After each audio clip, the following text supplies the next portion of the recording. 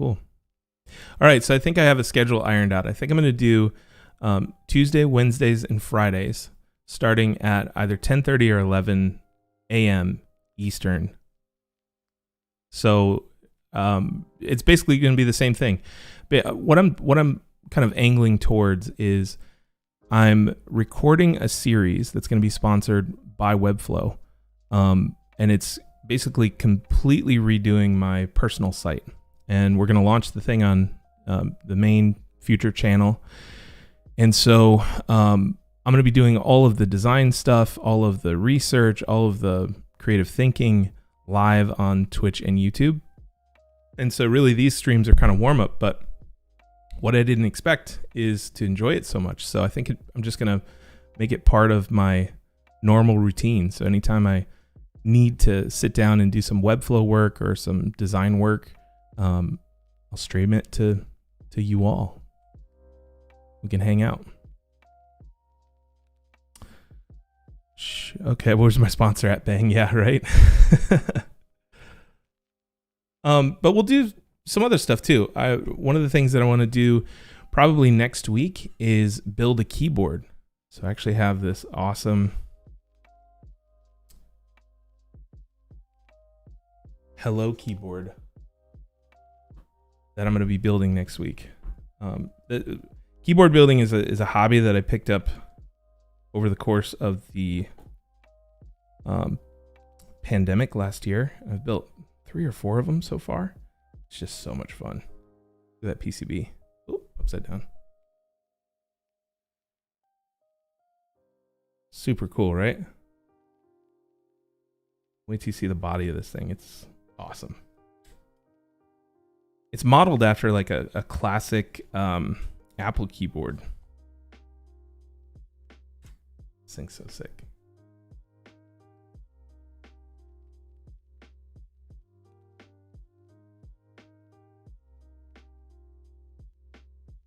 Oh, get it in frame. Look at that.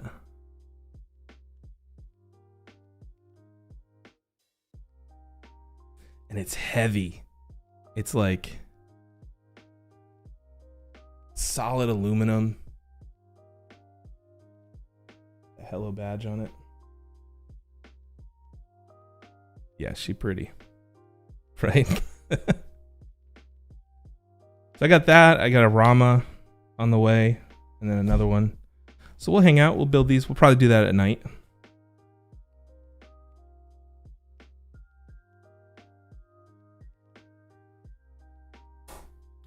That all back in the box. The box got damaged in shipping. Look at that. I was so scared that it was actually going to be dinged.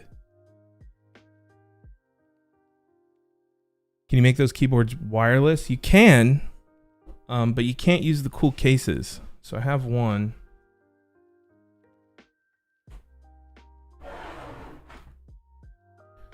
So I've got this one, which is a Keydeuce NJ68, which is kind of a cheapy build. But the thing is that like the case is plastic, so your Bluetooth signal can escape it. And there's different things that you can do. Like you could probably have like an adapter or like a plastic part on the bottom. But normally the really cool cases you just can't go Bluetooth on those. But the cool thing is, in the keyboarding community, there are really cool cables that you can get that have coils in them. I'm sure you've seen them. Oh no. So here's this one. I'm stretching the coil out. It normally sits on the desk like this, but it's actually plugged in. So the keyboards can actually be a decorative element on your desk with the cool cords. Yeah. This is my daily driver here. It's dirty. It's just a 5-degree build.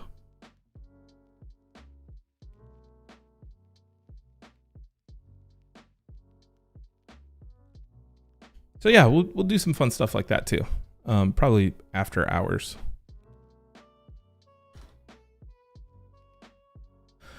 All right, so let's get started. Let me switch over to here. All right. Okay, so last time we started designing the homepage or redesigning our homepage. The biggest thing, the two things that we wanted to kind of change were getting rid of this big block of text or like slimming this down so that it's a better experience for the user. We took a look at the heat maps and pretty much everybody skips this part. They go right down here. Obviously we've got stuff to fix. So we've got type that's like breaking bounds and, type that's like a little bit too big. And then when we get down here, we've got these grids, which are nice. But Chris wanted to turn this into more of like a Netflix or Hulu style carousel. So we're going to be doing that. We designed that last time. And then we just need to make sure that the rest of the site kind of like matches. And what we're going to be doing today is just kind of like pulling the rest of these items into XD and reshaping it just a little bit. And the big thing is that I have used like this spine down the entire website to align my items. And it's like, I think it's like 3 columns in. And so all of the content on the site starts at 3 columns. And it's really restrictive, especially on the homepage. So if I go over to XD, what I'm realizing is, especially for the homepage, we don't have to use that spine. We can go full width, and relieving myself of that restriction is actually going to help site flow a little bit better. So that's the big change that we're going to do. This is what we did last time. So we've got the homepage here. We've got to see how we do this button that goes to a different page about our mission, and then we go right into the billion counter. And then when that's done, we designed the carousels that Chris wanted to put in.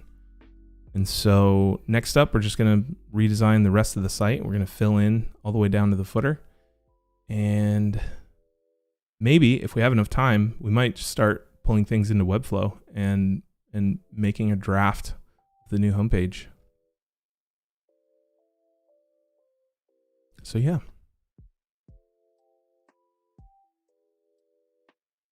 So along the way, you guys feel free to chime in. You feel free to let me know what you think. If you see an opportunity that I'm not seeing, love to hear that. And I'll kind of fill you in on my decision making as we go. All right. How's the music level? Is it okay? Bump it up just a little bit. Mr. Kettles, how come I use XD? I've been an XD fanboy for a long time. I use Figma too, and Figma is like the best for working with teams, I think. Obviously, like XD is great for working with teams too, but Figma with the live edits and all that kind of stuff, it's just, it kind of takes the cake there. But I just like the keyboard shortcuts being all the same. I really like the repeat grid feature, which I don't know that Figma has yet, and I'm just comfortable using it. And yeah, but I like both.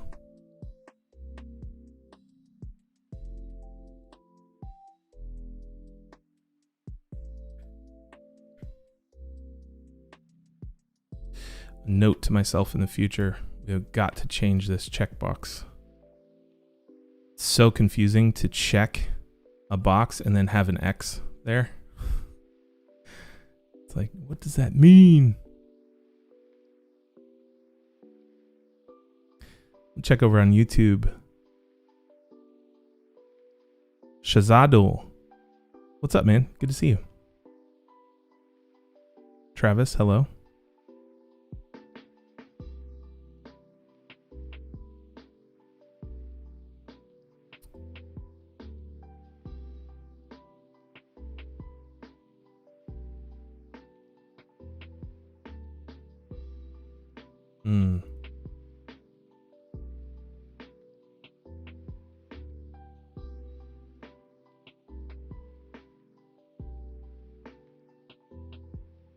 So self-promotional stuff like that will definitely get you blocked. Yeah.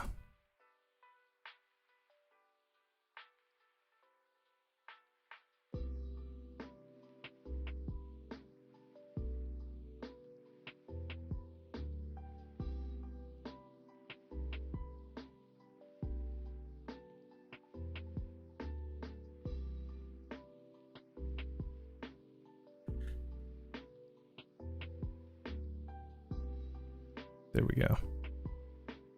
Definitely a bot. Steel car gonna make me famous, yeah.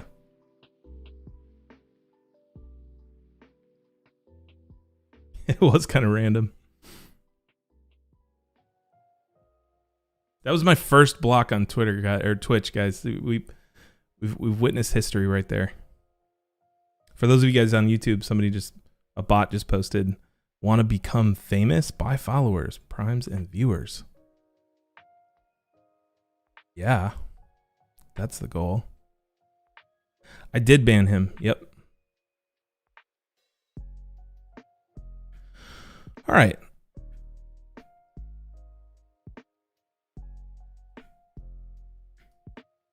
So I'm going to start saving type styles so I can work a little bit faster as I work. So forgive the, let's see.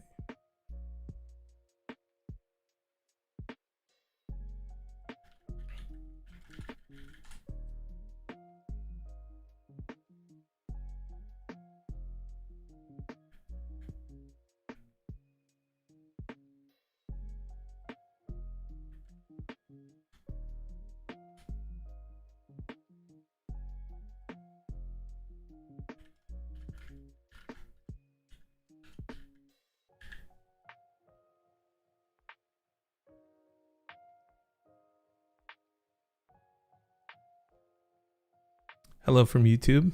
Just realized you have a Twitch channel. It's new, so welcome. Sniffy Tobias. I don't know about you, but I'm about that life. Can you send his URL? Yeah. DM me.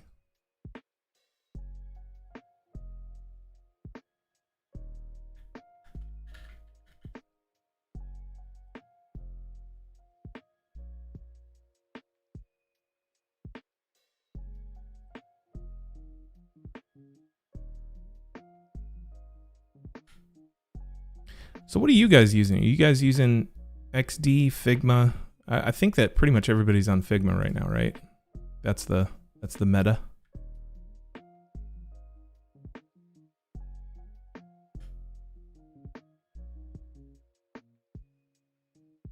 Figma, XD.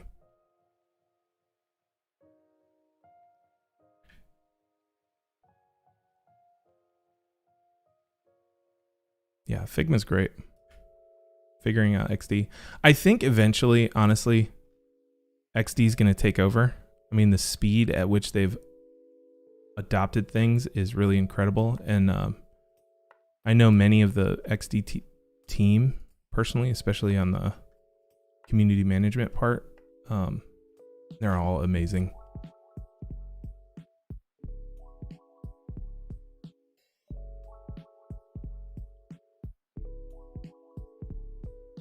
I'm obsessed with this meta text. It's what is it? Oh, this is source code pro, but I think we've used, what is it? Founders Grotesque Mono in most of it.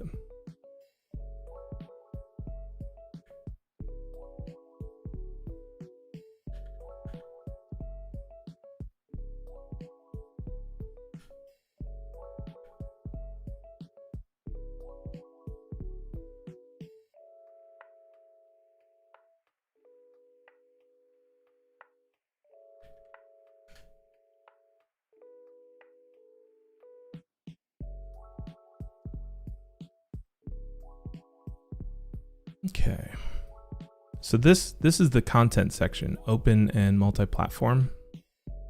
And this is what we've redone with those carousels. So it's a little bit more intuitive. Now it's time to loop in the products. So let's see, we've got 6 featured, which I'm sure we can replicate here. Oh, not in Webflow yet.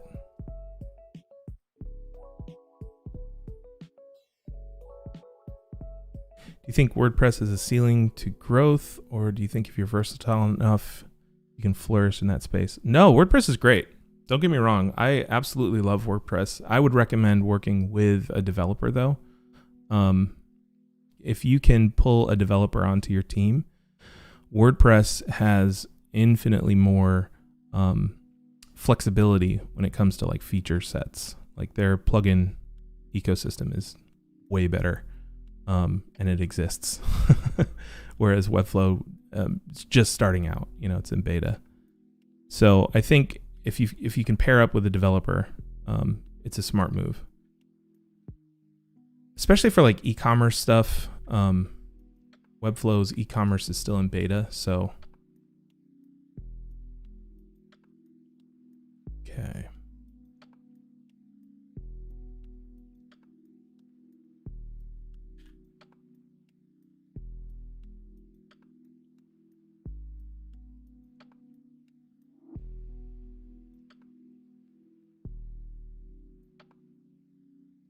So since this is the home page, what I'm going to do is I'm actually going to go full width the whole way down.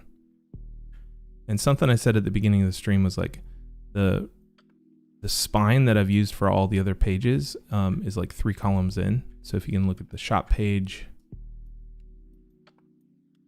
over here, pretty much all the content aligns to that kind of spine, which is great. But for the home page, especially with those carousels, it's super restrictive, so we're not going to do that.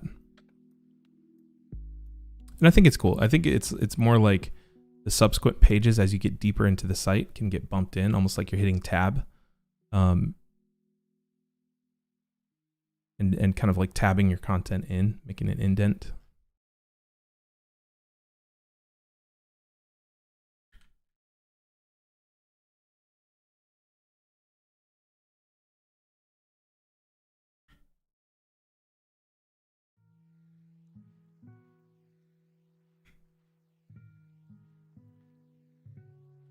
That's going to be too large there.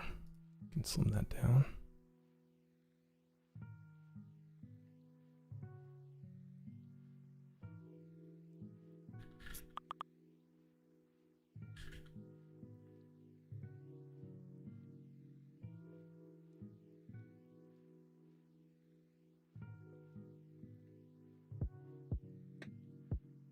So that's kind of our H1 size, that 200. Let's go ahead and save this.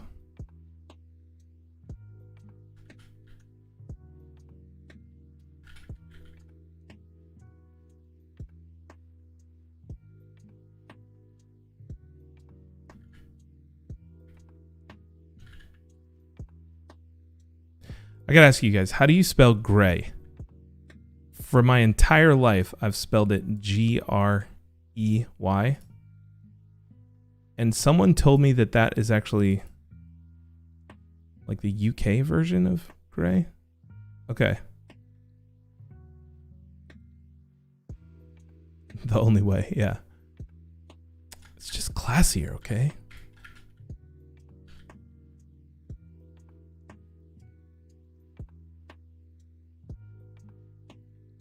Sometimes, depending on what program I'm using, it'll flag it as incorrect.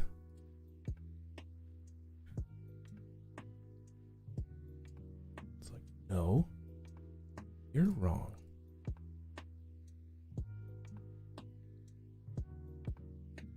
This may sound weird. If it's more of a blue tint, I spell it gray with an A. But when it's not, I spell it gray with an E. I don't know why. Mellow Sprout, that's amazing. Maybe I'll adopt that.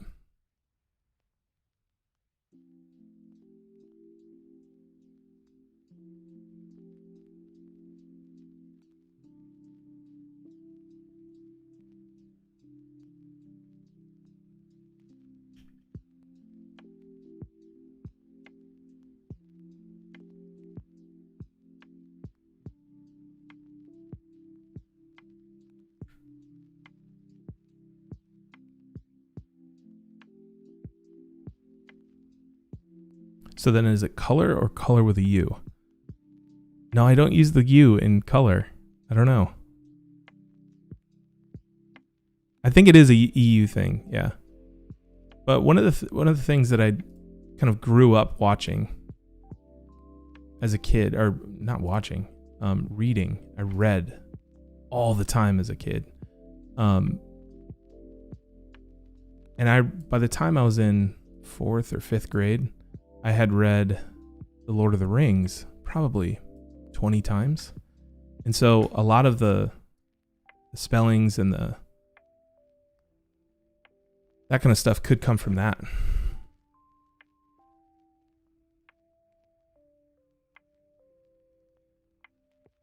If someone uses the U, it doesn't bother me. Yeah, it doesn't bother me either. It's a little jarring, kind of stands out. I don't know if we need the rules here.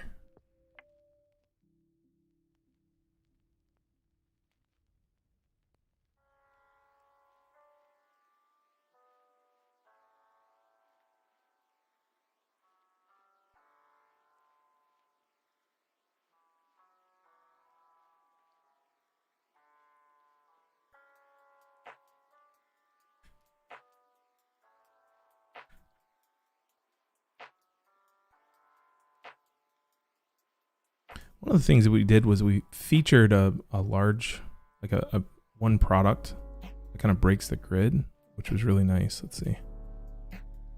Yeah, so it kind of calls out like a featured product. Don't really want to lose that.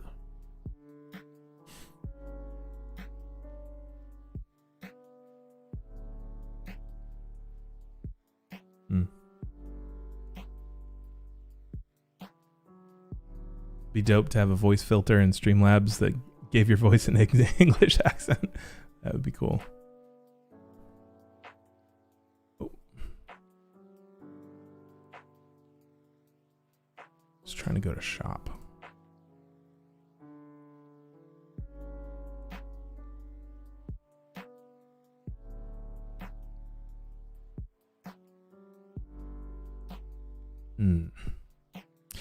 So the thought process in my head right now is I'm trying to figure out how to still feature a single product on the homepage if we're going full width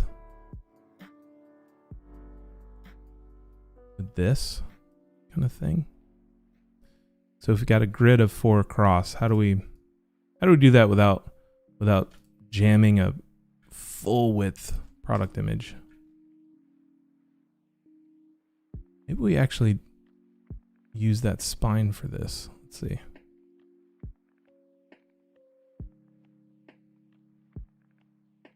Could be something like this.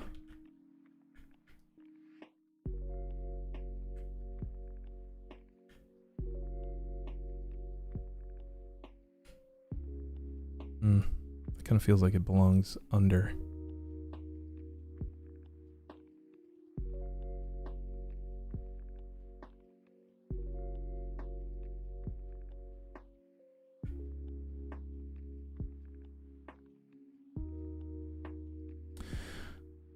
About 1 product half width, 2 products to the right of it, and a blog list. That'd be cool. I'll try that.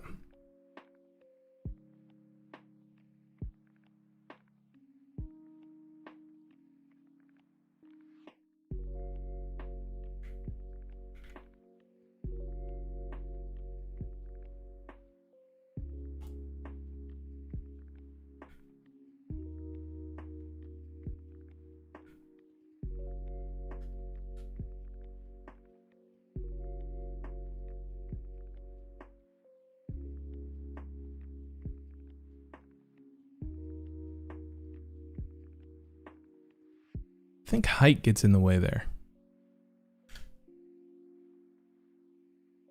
So if we did that, for example, the aspect ratio is really weird. So if we did a square,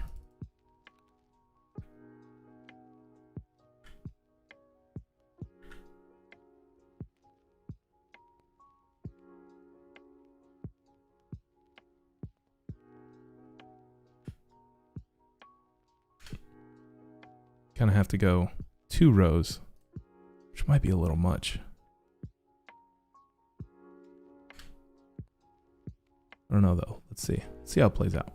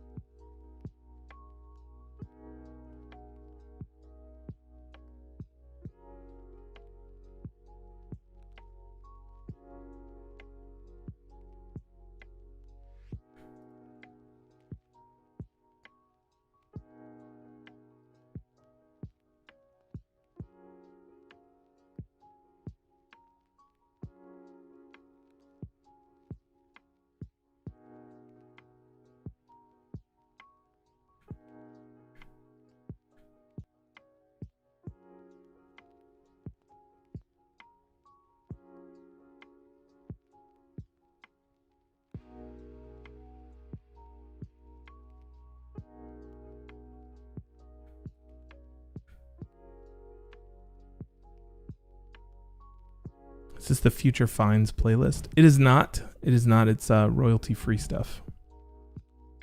But you can find all of this music by searching Harris Heller on any kind of like streaming service, Apple Music, Spotify. All right, Sniffy Tobias could line up the bottom of the image, have the title, excerpt, and CTA under it, which lines up with the bottom of the right items. Yeah.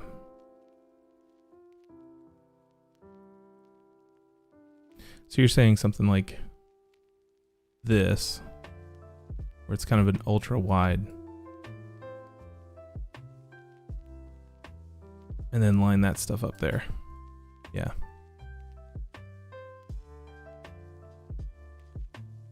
Yeah, that's cool.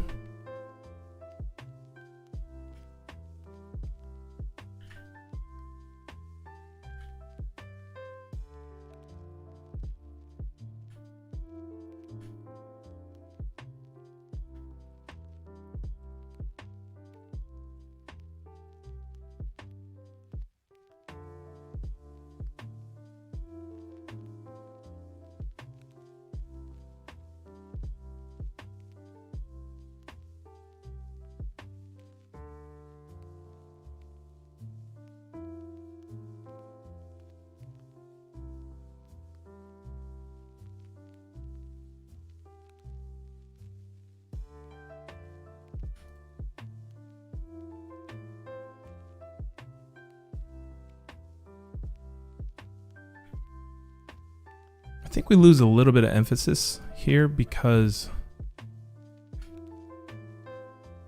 we don't have a white background, so we don't have a card. So let's try adding that.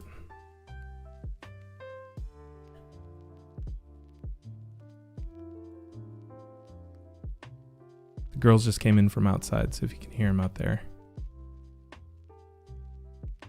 I have 2 children, for those of you who don't know. Both awesome.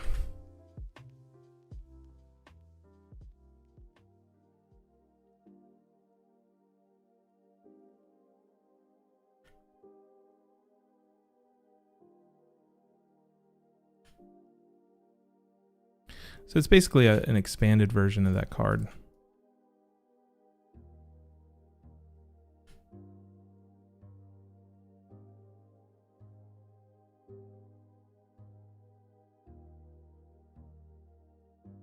It's not terrible. It just feels stretched. See how it looks full width here, or actually in ratio.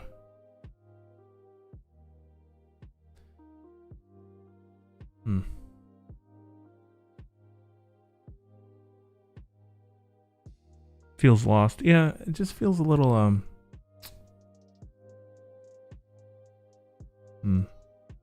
Okay. We'll save that as an option, kind of come back to that. Got to iterate. Even though that's a buzzword and we're not supposed to use those.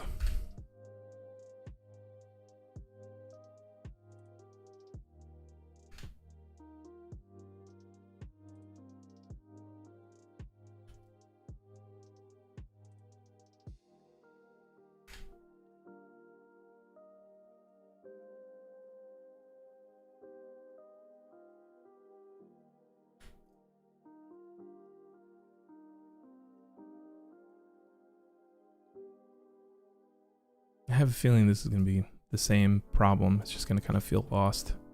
I think it's because it's not separated from the grid.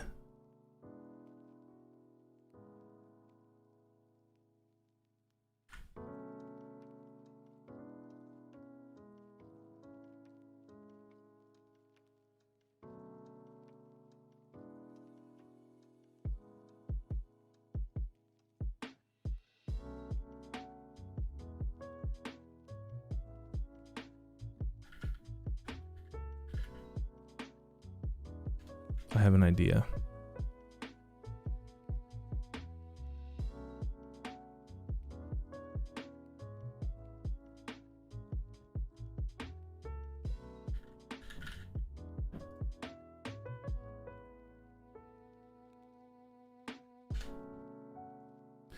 Willow sounds like she's having a hard time. She's 5, which is basically preteen.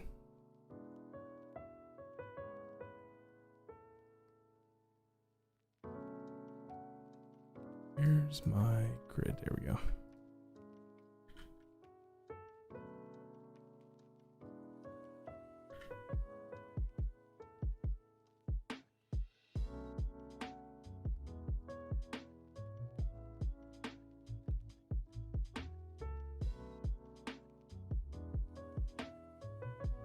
Change the image to see the effect. That's actually a pretty good idea. I still think it's just a little bit lost in the grid. May have tried it because I'm late to the game, but did you already try adding it above the other projects? Yeah, that's what I'm actually trying right now. So the only issue there was trying to match the grid, but I think what we can do is take this thing and put it up here.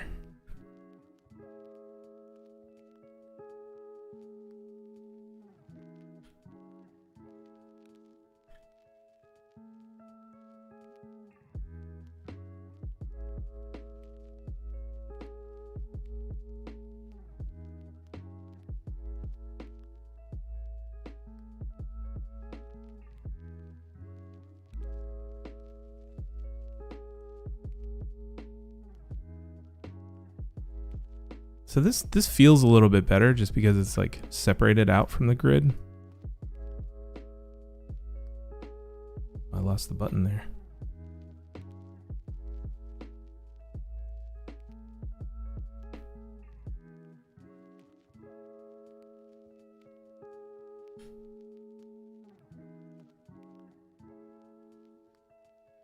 But I think what we've done on the other pages is we've taken the featured product and actually put it, like tied it to the edge, which is kind of cool.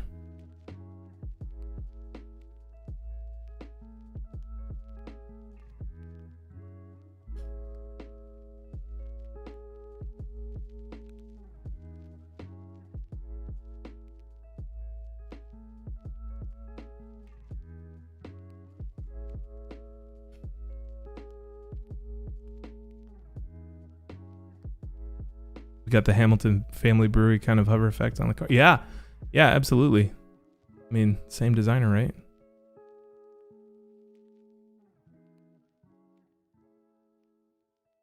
We need to adjust our grid here just a little bit.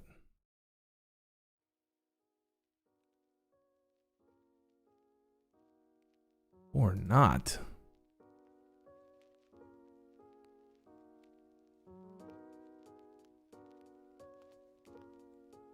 This is where like the designer's perfectionism gets in the way of getting things done.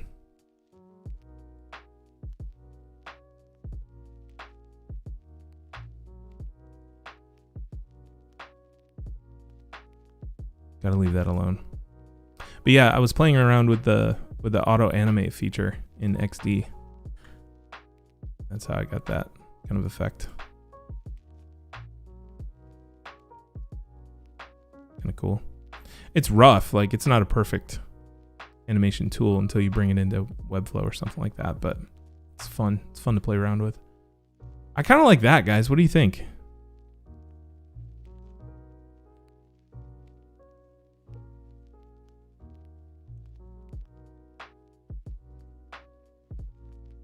And you can totally feel free to disagree too.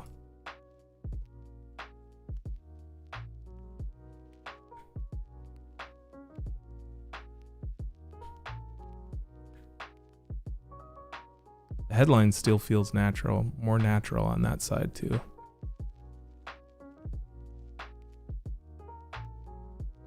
Do you guys ever get like stuck in a groove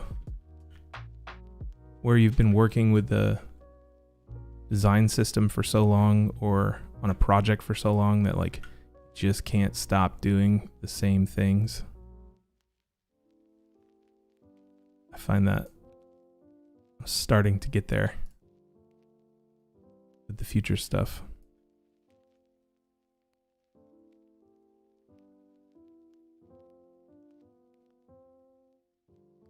Off to the side, breaks the straight spine feeling. Yeah, kind of like that.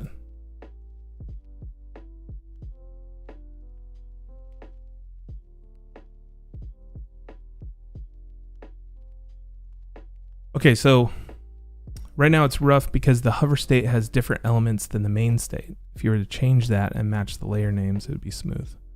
Oh yeah, it's a good idea. Not going to do it, but it's good.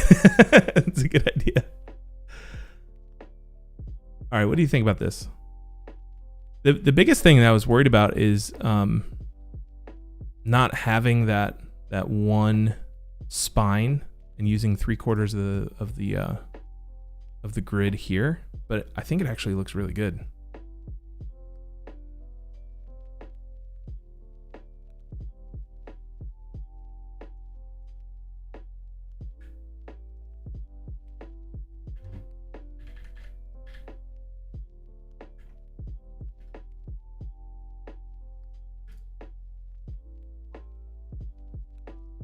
My OCD wants the download free button moved up so it's the same space from the top as first. Oh, I'm digging it.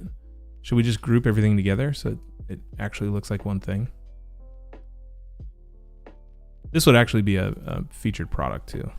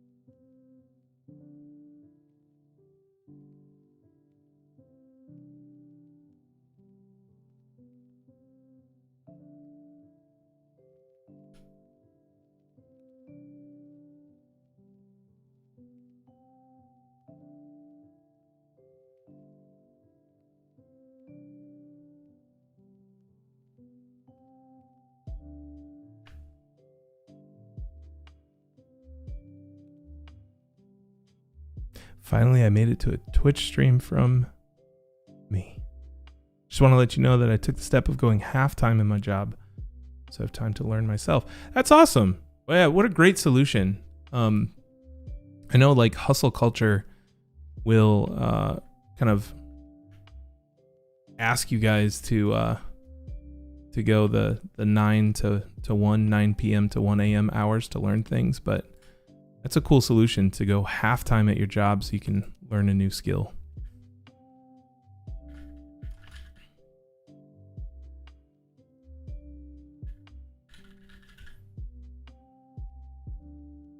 All right, what do we think about the bottom alignment versus like something centered?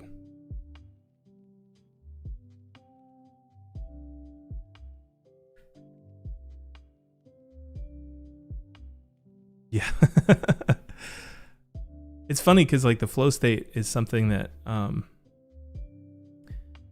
that I really want to achieve, right?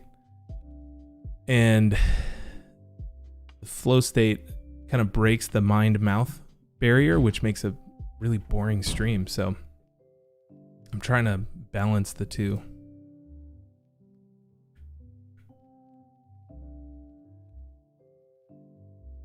Let's take a look at the current design. Yeah, see this feels a little bit more in line with what we already have, and it's also it uses the space more efficiently. Okay, Tobias, let's see. Originally, I like the centered, but now I like the bottom. Yeah. Kind of feels right. Cemented down there.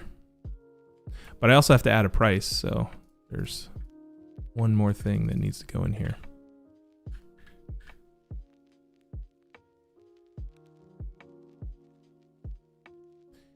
We're gonna make that light so it doesn't hurt bad. It's less of an impact.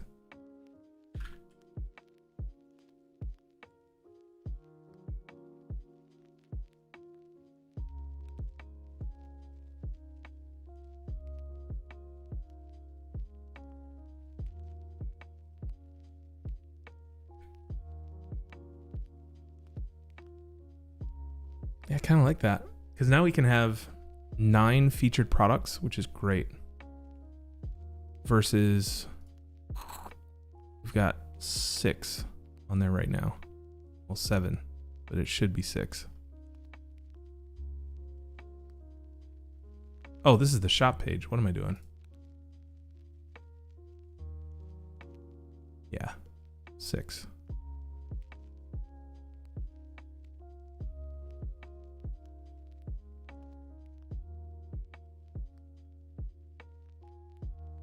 But it's the same thing. So you can see that we've added one card on every row. So we're using the space a little bit more efficiently without it feeling like we're just kind of have that, you know, that spine that we go off of the entire thing.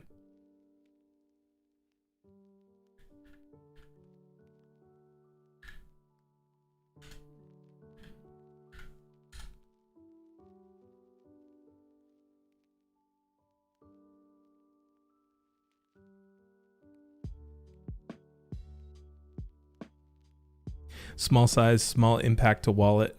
Tobias, yeah, you hit it spot on. We'll make that the lightest typeface. First time I made it to stream, so you probably already mentioned it, but is there a specific reason you're redesigning the website? So we're not really redesigning it. Like, it's not a ground up redesign. It's more, how do we incorporate one feature that Chris requested, which are these carousels, and how do we use the space better, right? So that's it's just kind of like an update to one page, the home page, but the typography is not going to move. You know, our color scheme is not going to change, so it's not a ground up.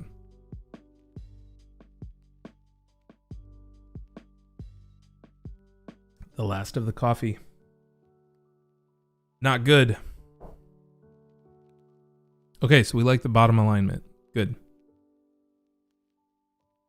This was actually tricky to do because in Webflow you have these containers, and the container is has like a maximum width, and then inside the containers we have columns, just like the grid system here. And so to get something to break that and to line up with the columns here and to stay pinned to the edge of the browser was a challenge. But we'll go ahead and recreate that when we pull this thing into Webflow. I'm launching a new website next week for a coffee shop here in Pennsylvania. Can I have them mail you some beans? Absolutely. I would love that. I will drink them on stream for sure. Shoot me a DM on Instagram. That's the best way to get a hold of me, and I'll give you the location.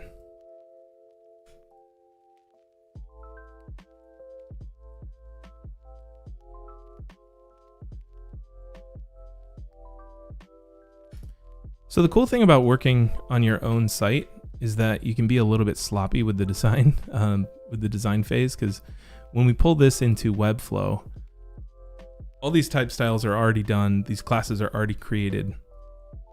So as long as we get it close so we can understand what we're developing, it's good enough.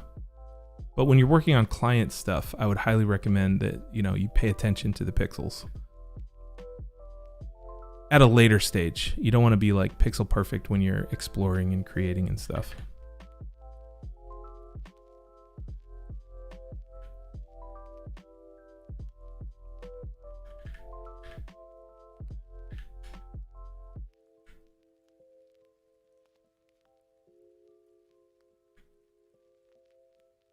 Okay, I like that section a lot. All right, so do we need that?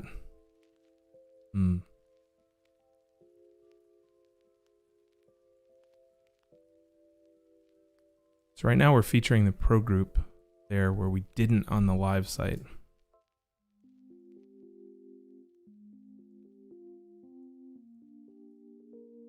I don't know that we need this. I think shop at the top here will pull more clicks. And I'm worried about having way too many like bold CTAs on the homepage. Because this is the existing homepage and it's just like button after button after button after button. Okay. I think I'm going to keep that the same. Might actually just remove that.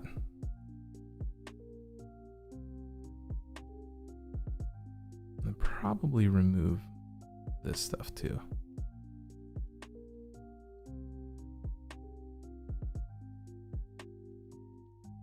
Let me log into full story off screen so we can just verify with the heat map.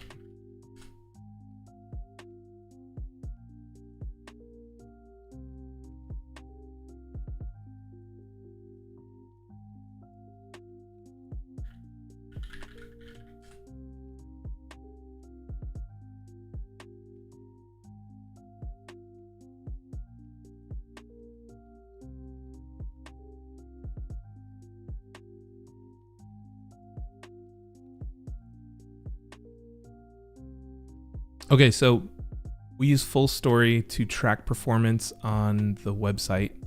It has built-in heat mapping. It allows us to watch users interact with the site. And we kind of use it to like identify UX problems. There was one thing, it was incredible when we were still on WordPress.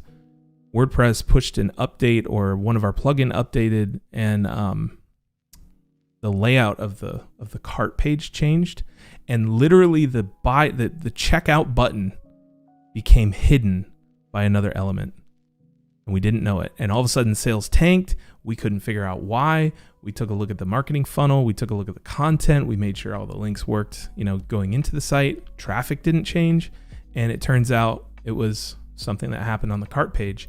And it was only by looking into Full Story were we able to identify that, and it was because we found somebody like who was frustrated or someone who rage clicked something. So that this feature in Full Story is fantastic. And we're just on the free plan. Like we could be on the paid plan, but it's not something that we use all the time. All right, so I'm going to use this to find. Let's see.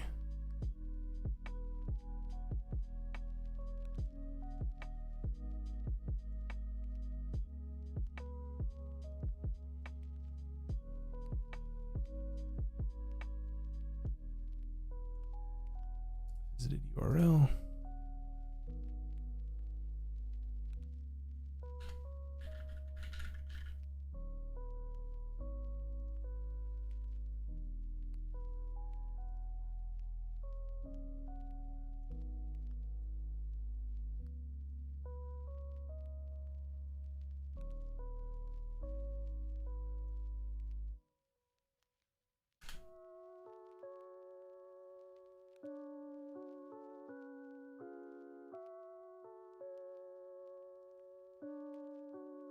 Here we go.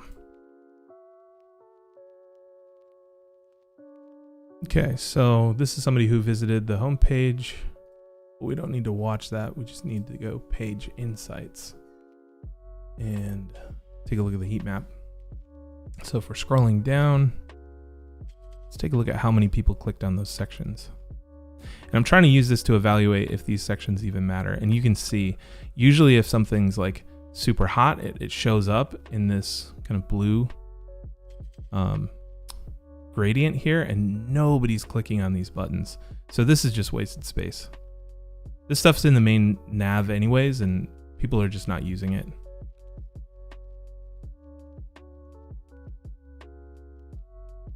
So yeah, and same thing here. Nobody's clicking on these. Just make sure the time frame's right. It's a month. It's good enough. My gut says nobody clicks on this stuff anyways.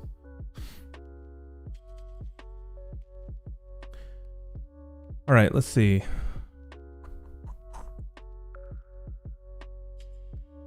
Whoa, chat is busy. Okay. Question, how are you able to see the chat while designing? It's on a totally different screen. So all my streaming stuff is on a different screen. Mr. Kettles, are you using standard Webflow columns or custom ones? Custom. Yeah, custom. We'll get into that in a second. But I use a flex container, and then I set columns by percentage, and then the gutters are achieved by padding. Have you tried mirroring the MacBook from the Pro Group section? I think the direction that the screen is facing might have some impact. That's a good idea. Let's try that. We could just actually switch it.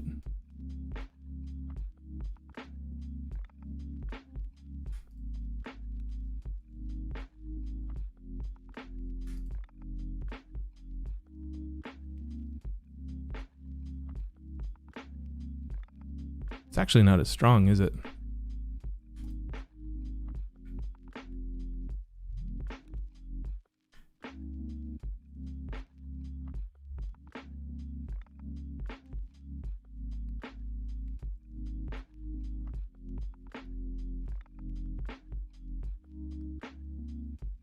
Yeah, I kind of like that. Smart.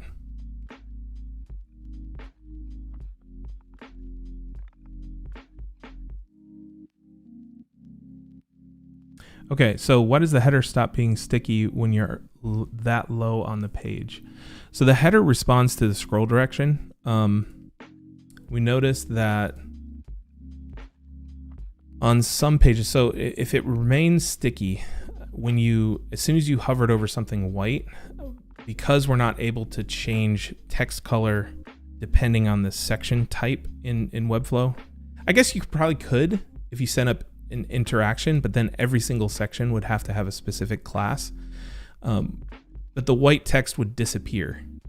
You know what I mean? So what we decided to do instead, just to keep this thing clear, is to have that kind of tuck up into the, outside of view. And then as soon as the user starts scrolling up, it kind of folds down again. The other thing is that this mega menu here, this full screen nav, kind of requires a solid background. So that was a challenge trying to figure out with a floating header as well. So that's why we did it.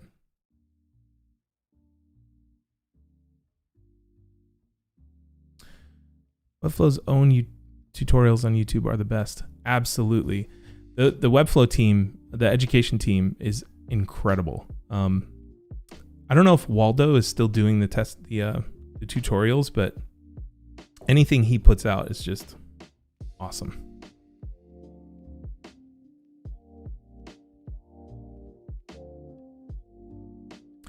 Right, just wondering, what's the process for updating the build with the new design? Seen Webflow being mentioned. Do you take it? Yeah, I'm going to take it over to Webflow, and matter of fact, I think we're almost ready for that. Can you add a background color with less opacity to header when it's sticky? Absolutely. The thing is that it takes up visual space. So we just weren't willing to give that up. But I see what you're saying. The goal being, it's better to have the menu be persistent no matter what, right? Yeah. The shop option available regardless of where you are on the screen. Yeah, absolutely. And we may test that out too. The biggest thing that we were kind of concerned about was that background color that folds down. And you see it like on other people's websites. Let's see. What's a good example of this? Born Fight. Let's find Born Fight.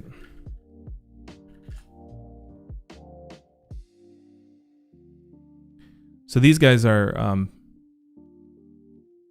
one of my design heroes, and their site is really cool. let's go to one of their blog articles and you can see where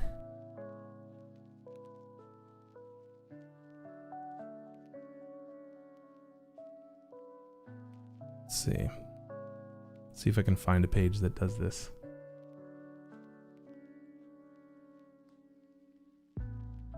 Okay, so you see right there. So we're scrolling down, and then all of a sudden the hamburger menu icon on the left changes color. Now I've studied the code to see how they've done this, and it's definitely some custom code that like has a mask and reveal. So it's not actually changing color. It's actually, there's two elements in there that kind of like gets hidden or something like that. Same thing with the button. If you notice, the estimate project button changes color when you hover over something dark. But what that would entail in Webflow is that each one of these sections would have to be a specific class, and then you would have to have something that would detect the scroll. So when the item scrolled over a specific area, it changed colors. So it's not impossible. It's just, I don't know if the juice is worth the squeeze on that. But it's super cool. This is a great website, by the way.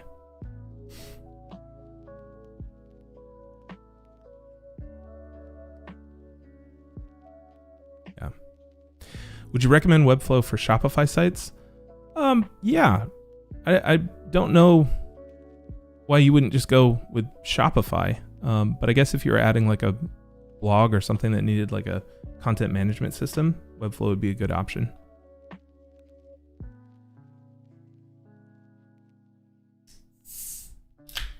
Does Shopify have like built-in blog or like static pages? It's been a long time since I've used Shopify.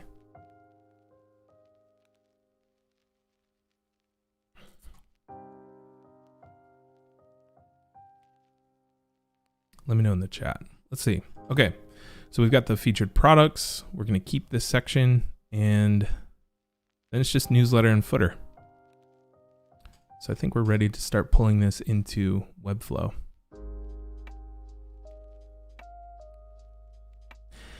Doesn't sound like too big of a deal with the custom code. I think I'd be able to figure it out. Yeah, if you want to give it a shot, go for it. The thing is that every time you layer on a piece of custom code, it's one thing that could break in the future, especially if we like change the orientation of the nav or updated the color structure. So that's one reason why I hesitate to do that, is like maintaining the flexibility. Like I'm okay working inside of a sandbox, if that makes sense. But if you can let me know like how you'd figure it out, that'd be fantastic. Would love that. What chair do you use? Right now I'm using a Herman Miller Aeron. I think it's about 25 years old, but it's awesome. I also have the autonomous chair. You can barely see the headrest here. It's just not as comfortable. I bought it because I thought it was like gonna be an upgrade, but I like this better. Shopify's got a pretty good setup for blog posts and pages. There isn't much by way of custom pages though. Yeah, and that's the thing, is like is having that custom page, is having that ability worth having two separate domains? Because that's how it would have to be. It'd be like your website would be thefuture.com, and then the Shopify portion of the website would be shop.thefuture.com or something like that. And is it worth having those two things separate? I don't know. But the reason why we went with Webflow was because we wanted to rapidly change things. We wanted to like update the sales pages frequently. We wanted to be able to throw up a cool landing page that didn't look like anything else. We've got this cool like alumni page. Let's see. So this doesn't look like anything else on our site. It's got the same like typography and the same kind of like design structure, but it's totally different. And it's all the graduates of Business Bootcamp. It links out to their websites. It's got the Future Pro Group members and the ambassadors, and it's got like a blue check by their name depending on how long they've been a member. So we wanted the ability to do stuff like this without breaking the mold. And the other thing too is with Shopify, you have a single design for all of your product pages. So let's say we had a course and then we had a physical book like we do, right? We've got Pocketful of Dough and then we've got our course catalog. Those kind of require different product pages, and working with WooCommerce or Shopify, you'd have to do some crazy stuff to get different layouts for those product pages. So that's another reason why we went with Webflow, just to have that flexibility. Hopefully, Matt says, hopefully Webflow can grow its e-commerce side of things. Yeah, I absolutely agree. When in doubt, important. Yeah. Just all CSS is just important.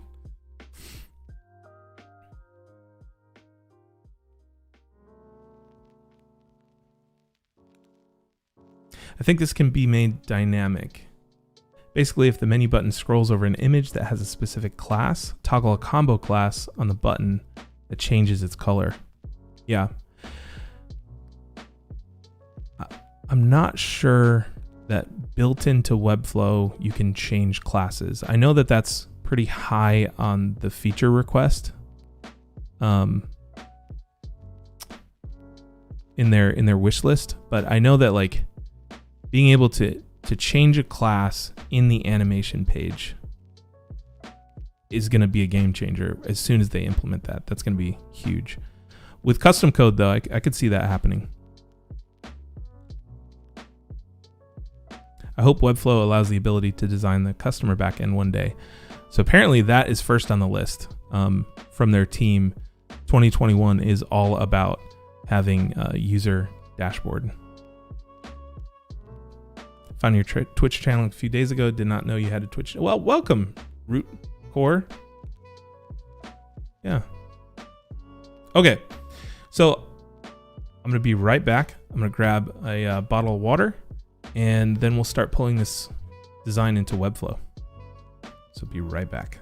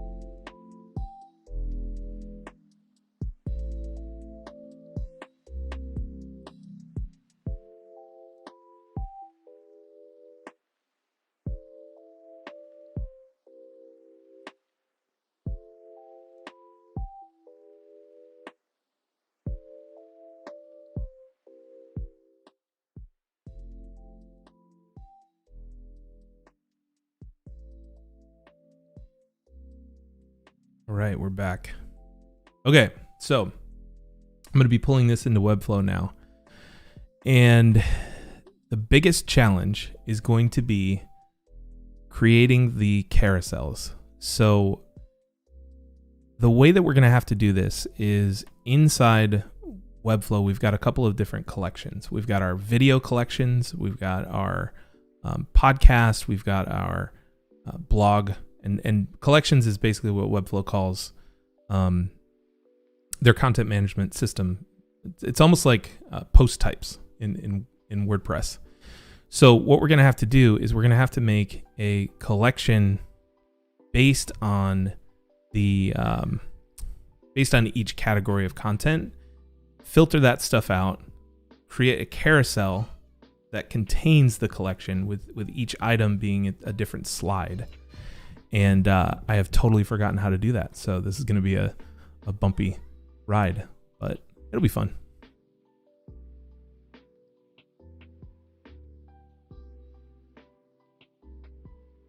I'm glad that you guys think this is cool. This is really neat for me, because it's like ever since moving and ever since like COVID hit and the office, shut down, I've missed being able to bounce ideas off people. And like, we still have Slack and we still jump on Zoom and stuff like that. But it's almost an accountability check or forced accountability here, which is actually pretty great. Tobias says it's refreshing being in a room with others working. It's working wonders for my focus. That's really cool. Yeah.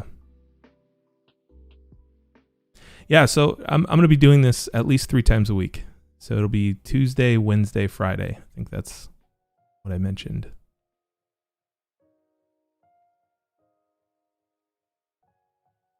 All right, let's see if we can figure this out. So we'll stow that away for now and get in Webflow. All right, so first thing I'm going to do is duplicate home.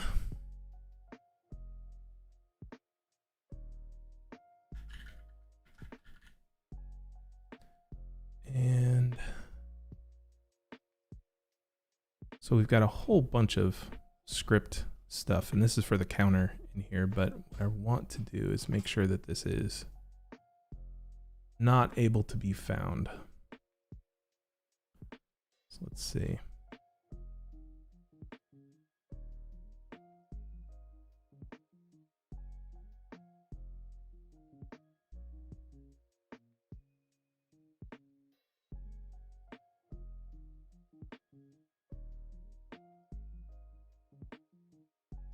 Three times a week, hell yeah.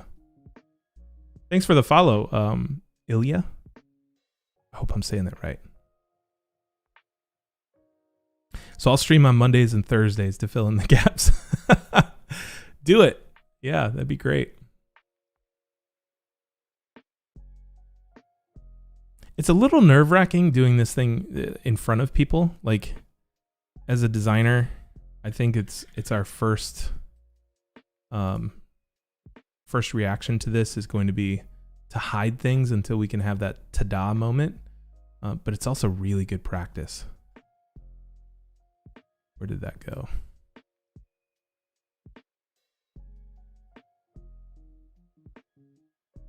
The ultimate eyes over your shoulders, yeah.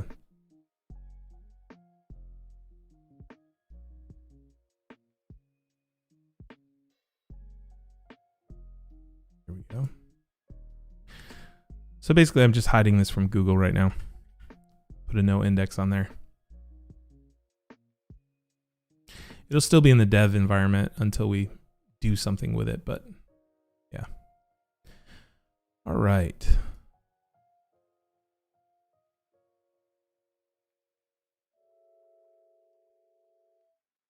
Where do we start?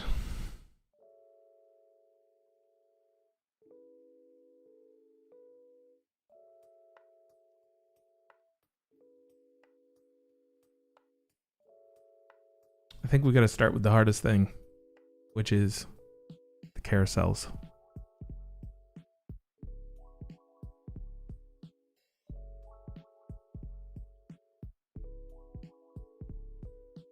Have you ever launched a site and forgot to uncheck no index? More times than you'd think. That's why I have, we use Moz for SEO, and I have alerts that go directly to my phone. So sometimes the team will push something out there and it's a no index page, and I'm like, what are you guys doing?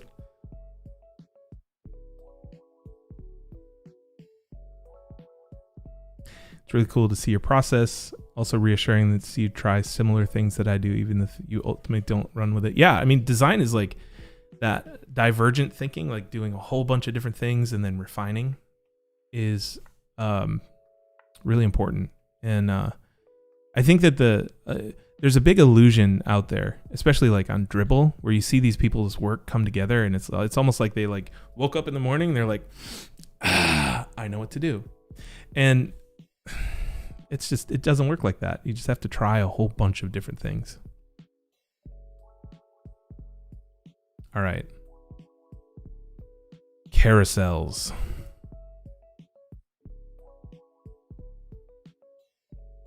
Okay, so this is the section that's leaving.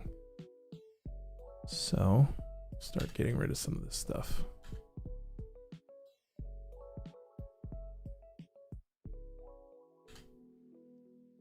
Okay.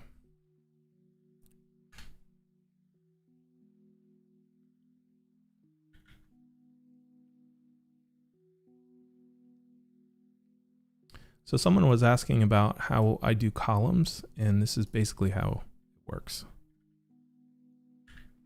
So I have a container class that's set to a max width of 1440. Yeah, 1440. Anything smaller, it's set to a width of 94%. And it's a flex display, so it puts things next to each other because it's display horizontal, and it's justified left so that all the containers or all the columns kind of move over left. And so you can see these are full width containers, but they're actually break the bounds. So this is going to be interesting. I'm actually not going to be able to use my B container on this.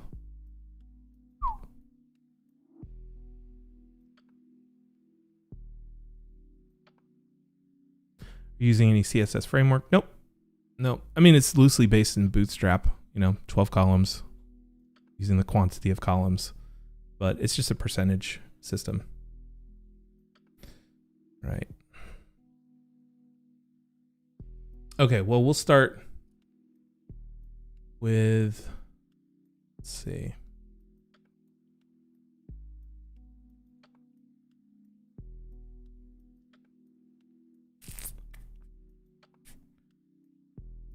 Slider.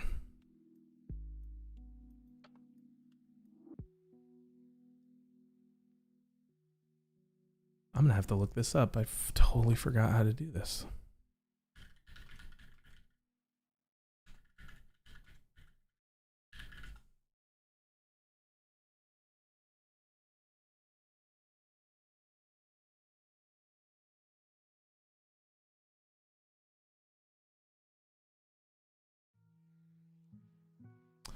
All right, create a CMS collection. We got those.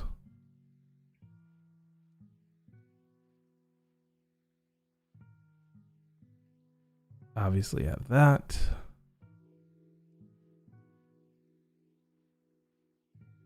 Okay, so first, it says first add the collection list.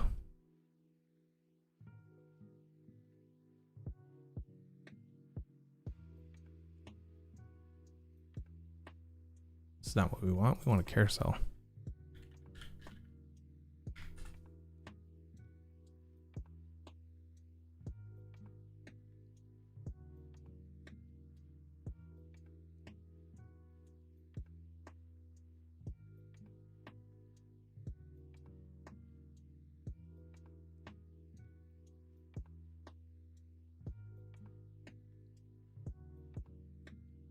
Tobias, that's great advice. So he says that the more custom or proprietary something is, the more vulnerable you are in the long term.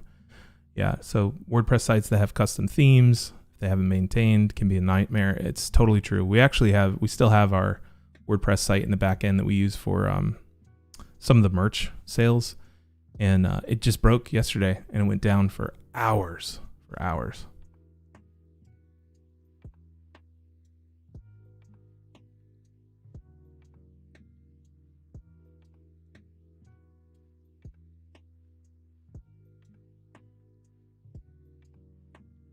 That's cool. Not what we're after though.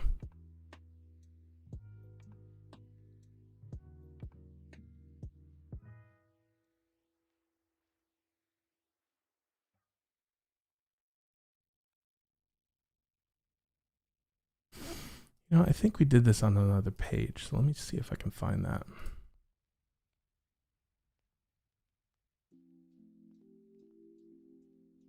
Yep, here we go. This is actually a sneak preview of the new typography sales page. Let's see how he did that. All right, so course gallery slide.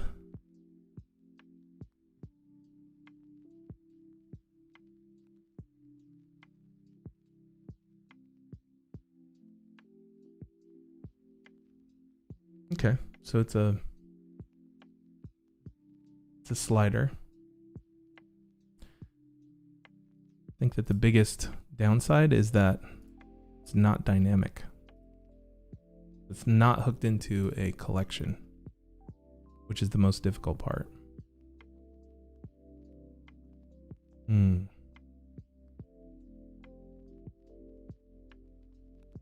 Hey, Arjun.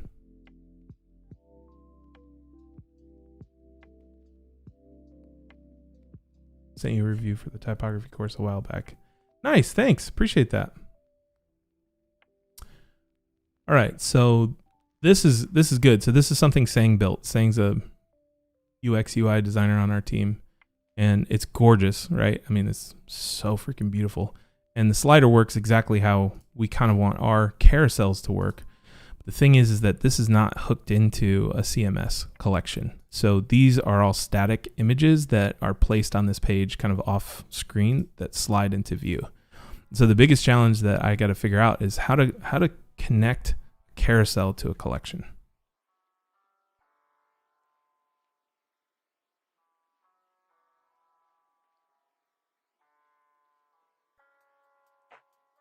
Let me see if we've done this before.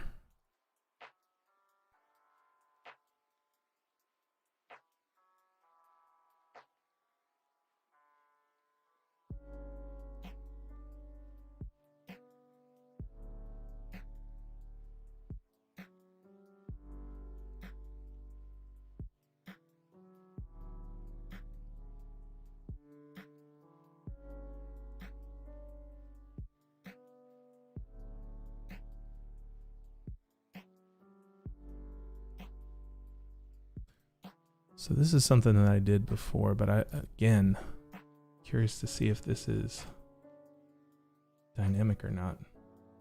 Nope, it's not.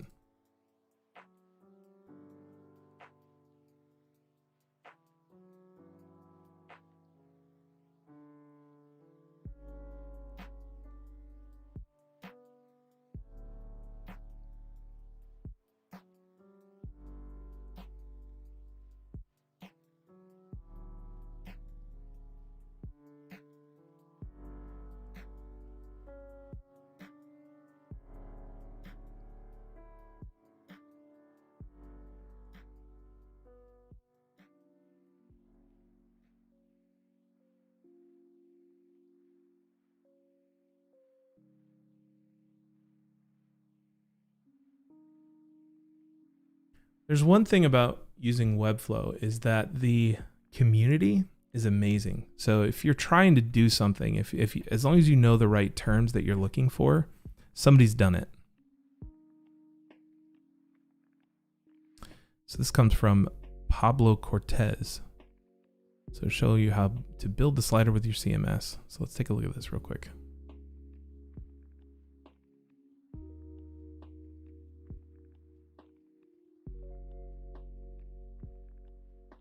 There's no audio. All right, so what's he doing?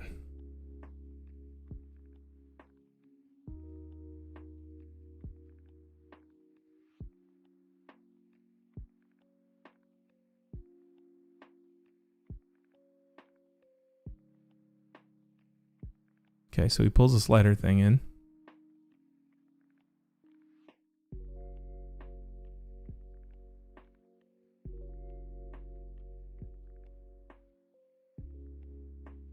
So Pablo Cortez, if you ever watch this, thank you for this.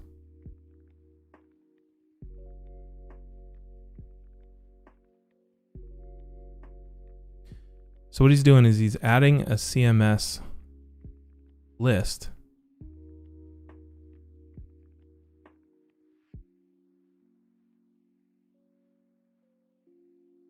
into the slide, into the individual slide. Then he's limiting it. I hope he doesn't limit it to 3.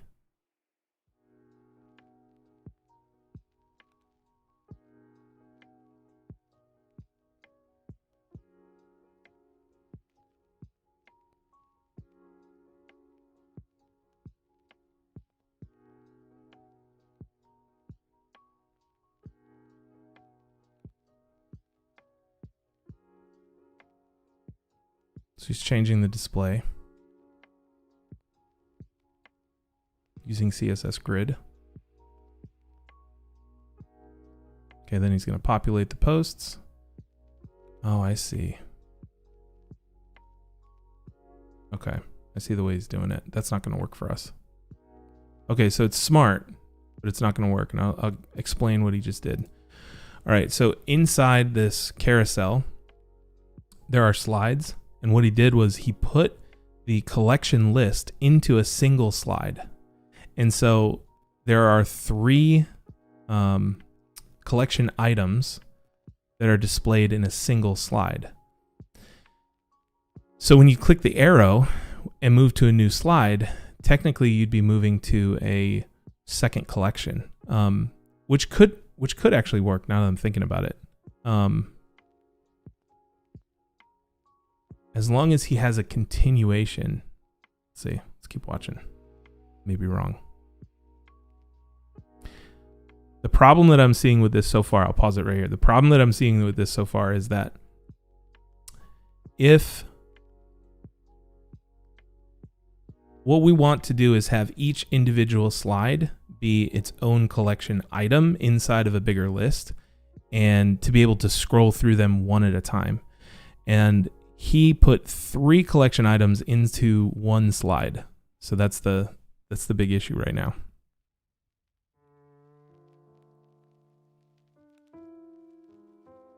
So now he's working on the second slide and he put another collection, a separate collection list in.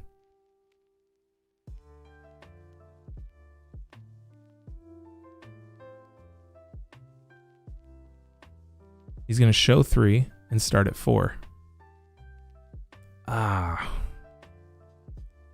Okay, so each slide starts and stops at 1.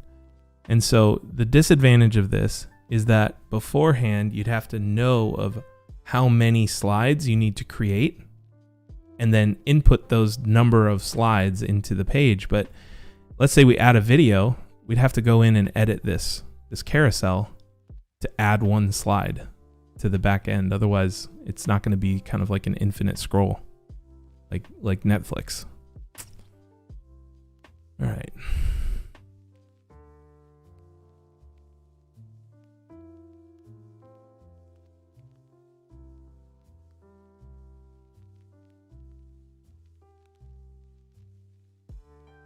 So we need to look for another solution.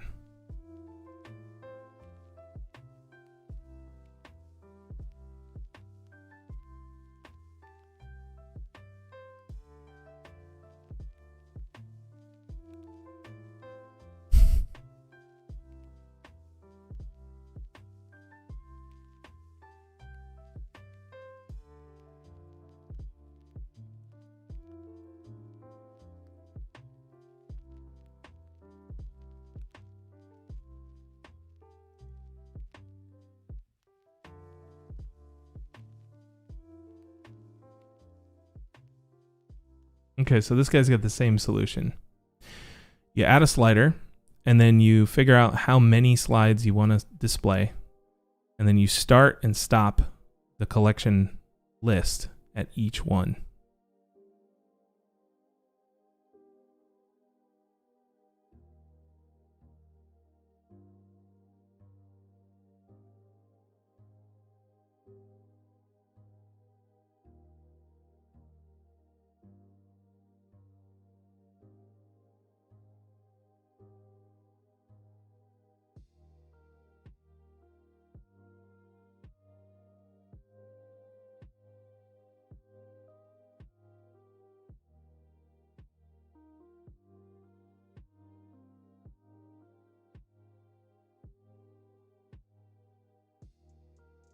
Do you guys know Ron? On today.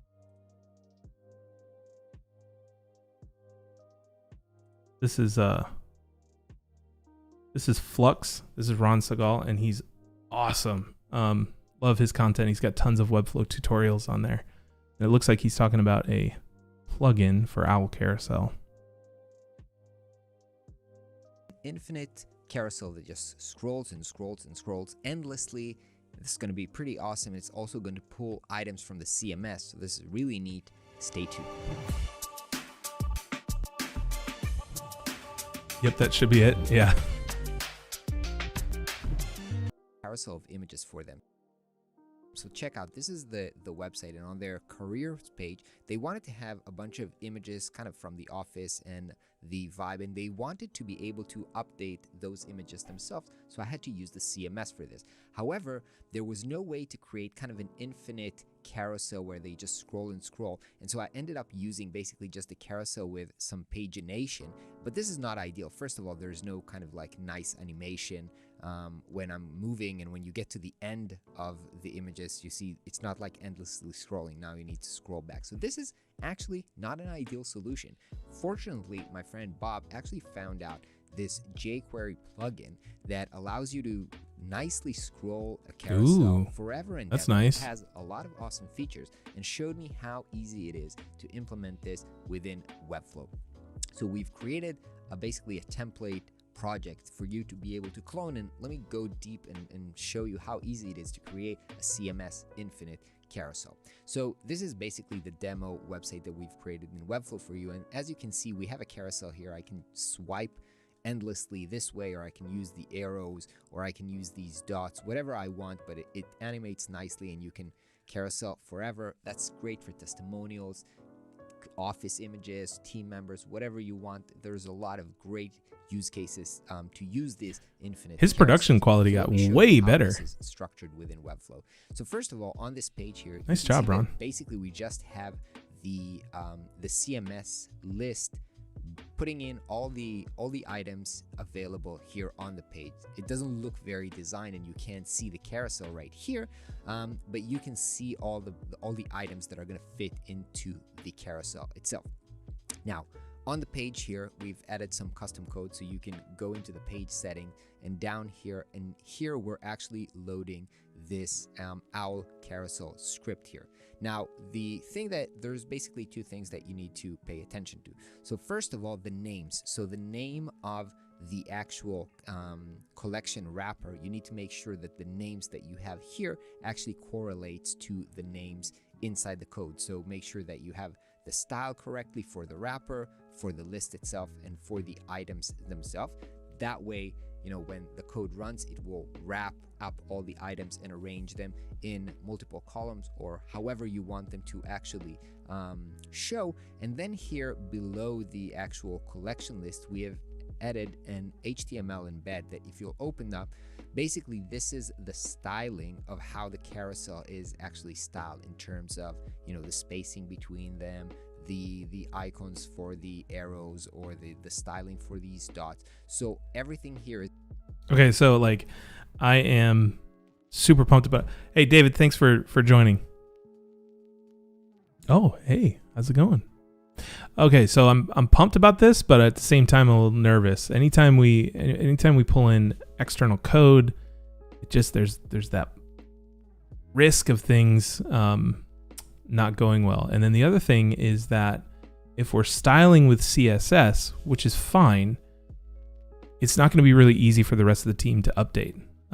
Say we need to change, like, you know, a font size, or, you know, adjust padding or margin on the cards and stuff like that. It's not going to be easy for the rest of the team to do. So those are my concerns right now. But as far as the interactivity goes, it's nice.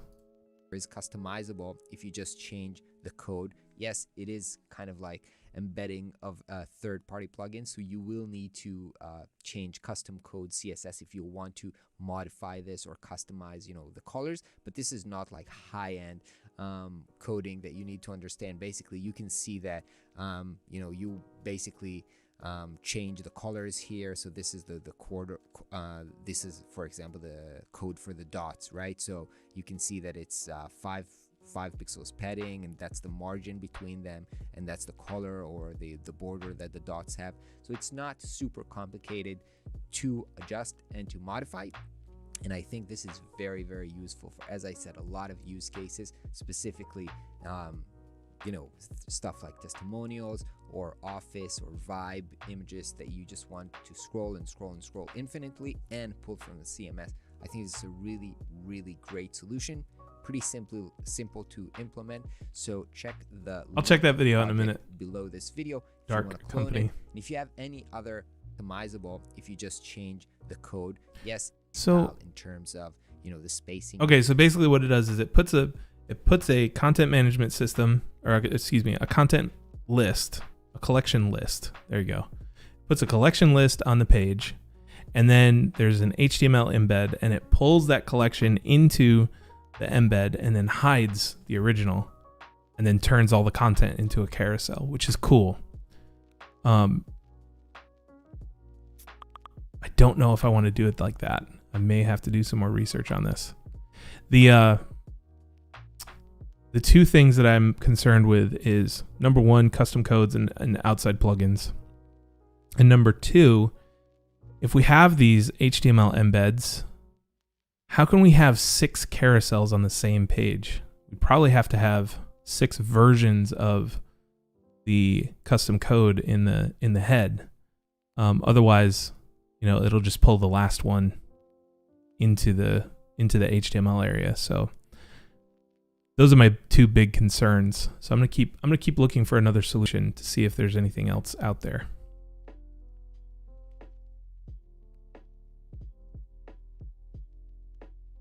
This was one of those ones where when Chris asked, I was like, it's a simple ask, but it's trickier to do than say. Hi everybody, it's Joe Krug. Am I trying to create a carousel with collection lists? Yes. Carousel that's updated when someone adds something to the collection list, and that doesn't have a limited number of items inside the collection list. From FinSuite, in this video, we'll learn how to build a Webflow CMS dynamic slider.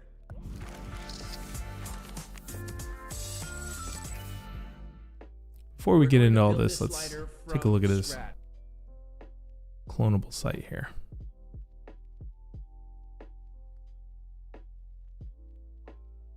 Whoa.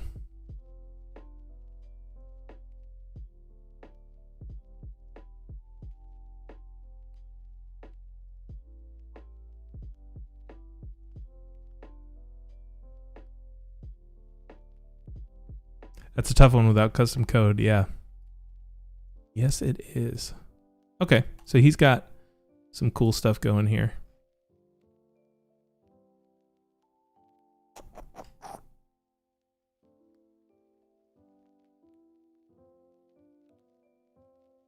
That video's like, don't leave me.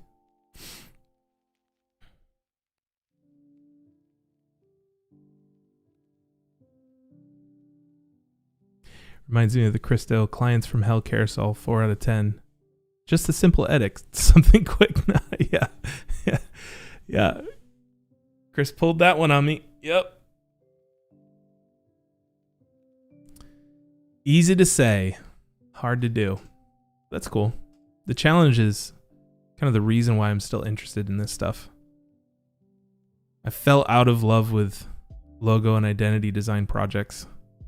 It was kind of the same thing over and over again. I mean, different variables, but with the web, there's always something new to learn, which is great. Okay, so you can create a slider that's built into Webflow with a set number of slides and display the collection items inside each slide, where you're starting at a specific point and ending at a specific point. And for us, it would be starting at 1 and ending at 1. And then the next slide would be starting at number 2 and ending at number 2. So it'd be kind of a pain to put it together. but limiting it to, say, 50 slides with a button at the end that says, see all, might not be the worst thing in the world. Because then we wouldn't have to loop in any plugins or anything like that. And we could do 6 of them in a row without any conflicts in the code.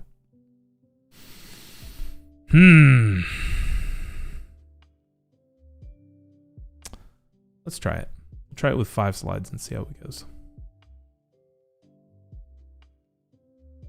Amazon Prime Video does that. Limited number of items in a slide. That's cool. Isn't there a limit to how many collection lists you can have on a page anyways? I don't know. Let's find out. Okay, so we're deleting this section. Deleting this section. And this section's going away. This is going to change a little bit. Let's look into that.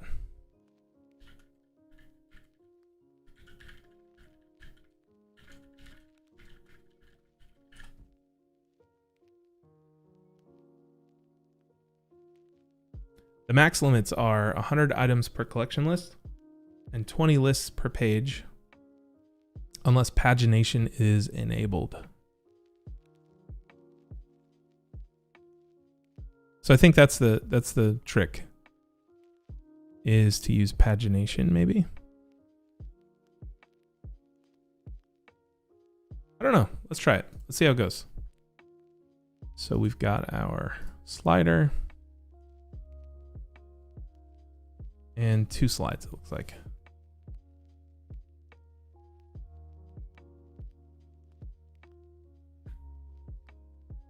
So I'm just duplicating the slides inside.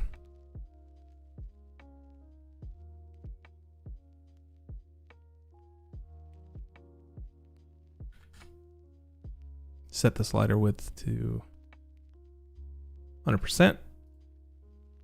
Okay. And each slide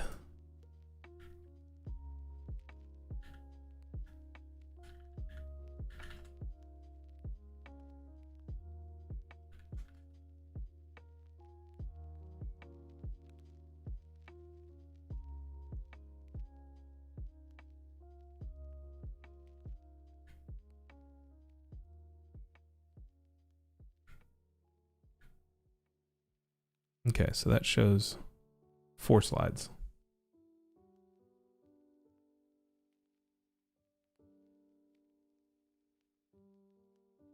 So you couldn't just keep creating new collection lists with 1 item, I don't think. How many items do you plan on having in the carousel? I feel like if it were more than 12, it could get annoying to navigate. Yeah, true. The specific request from Chris, cumbersome. Yeah, no, annoying's good too. That's an emotion that people feel, right? But the request from Chris was that to have like an infinite carousel, like Netflix. So we'll try it with 5 and see how it goes.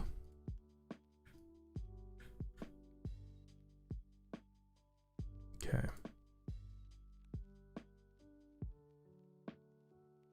All right, so I created 5 slides, which I'll probably end up undoing in a sec. And we're going to put the collection list inside of a slide. And we're going to pull from videos.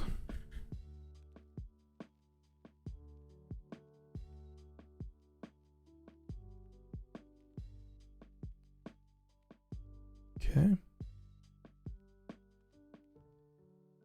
And we're going to limit items to 1, start at 1. Sort order would be probably created on.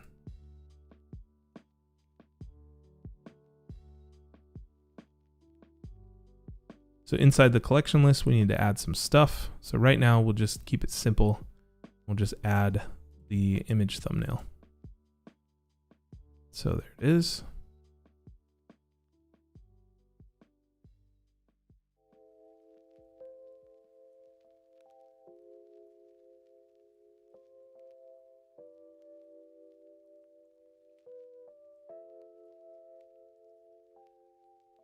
So let's try duplicating this 12 times, see how it goes.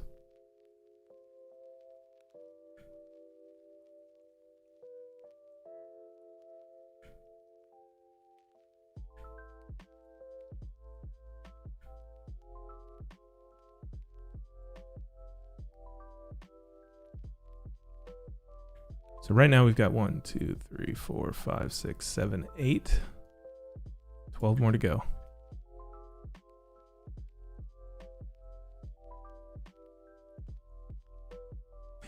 Yep, right there. You cannot have more than 20 collection lists on a single page. You're right. This is a challenge.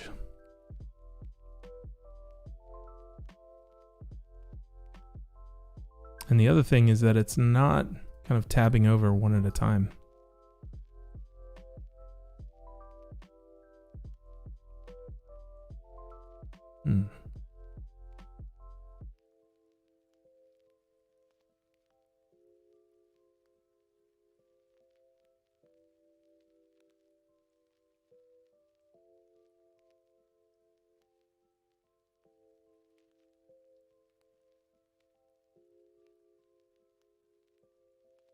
Let's see if this works.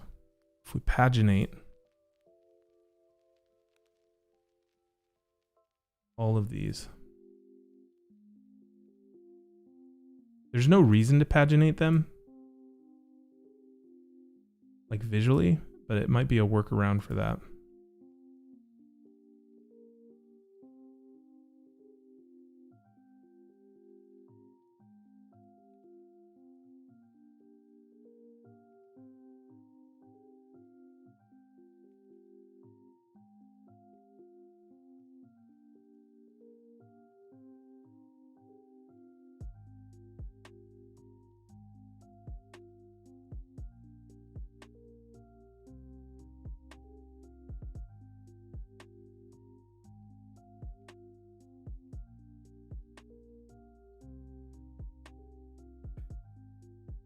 Nope.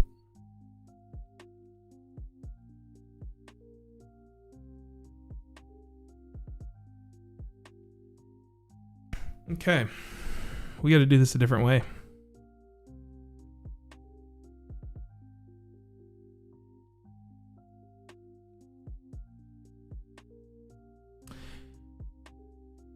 Here's what I'm thinking. I'm thinking we just make our own carousel with container div that masks out the rest of the carousel. We have a collection list inside of a really, really long div.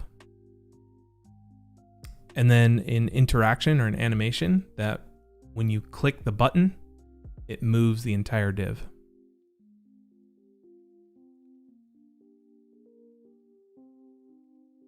Thereby bypassing pretty much everything. And if we set a pixel width for each slide, quote unquote, div, then the movement should be pretty smooth. It might be sketchy when it comes to responsive. That could be a better way to do it, so let's try that.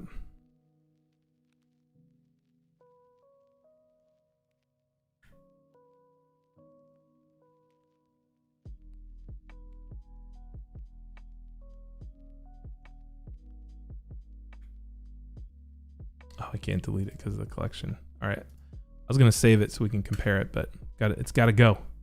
It's got to go.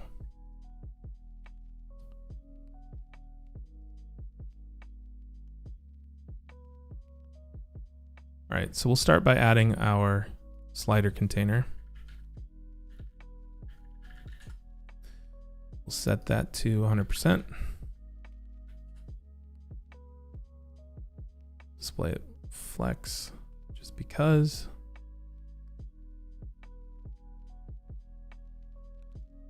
And display overflow none.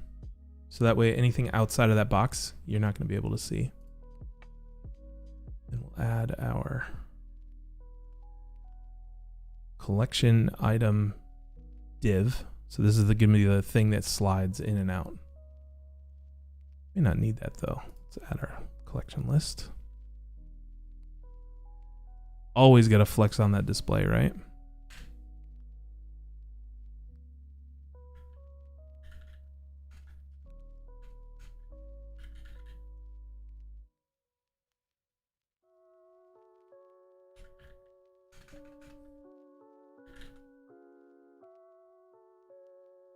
Okay.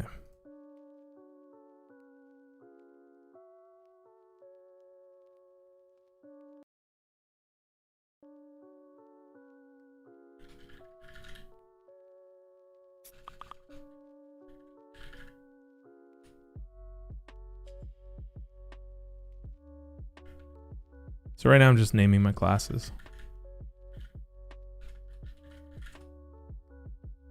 So we've got the container that's going to hide things.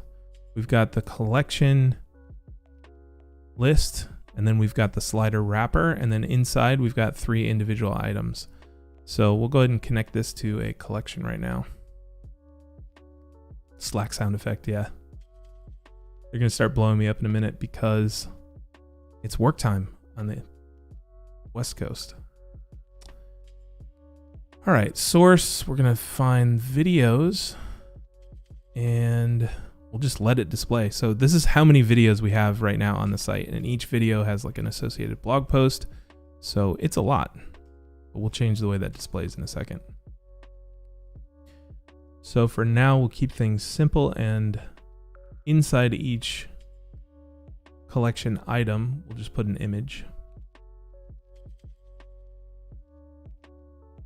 And we'll pull that from the videos and just populate the video thumbnail. Okay. So each collection item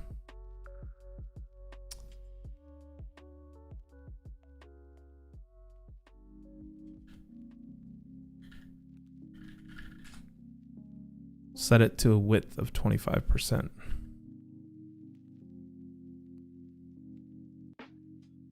Okay. Slider wrapper is going to display flex. Look, it shrunk the size.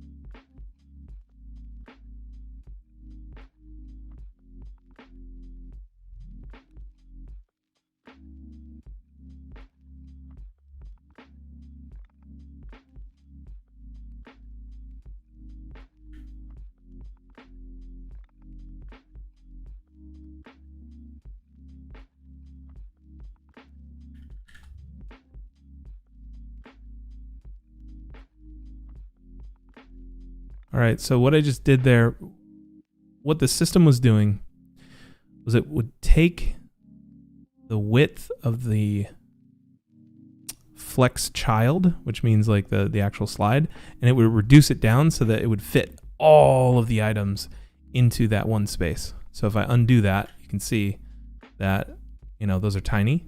And so all I did was I just set the shrink or grow to none.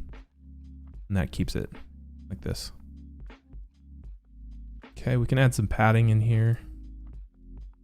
Say 1 VW.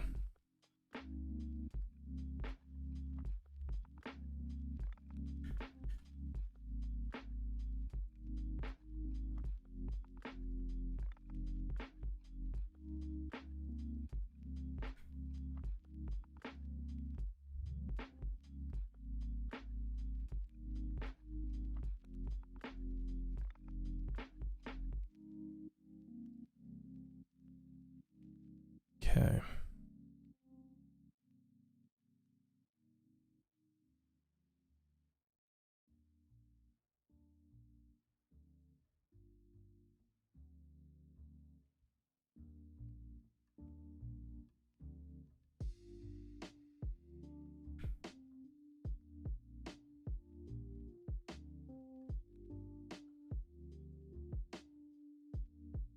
I wonder why it's doing that.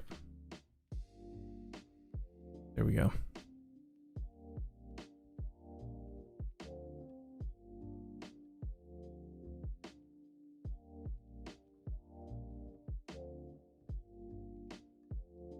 Okay.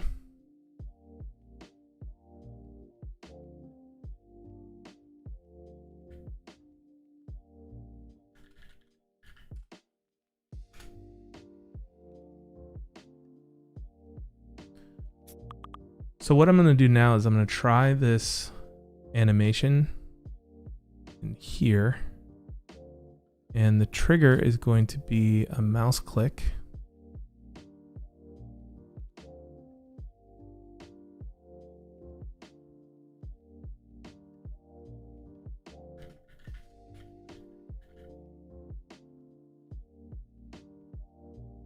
See ya, Khalil.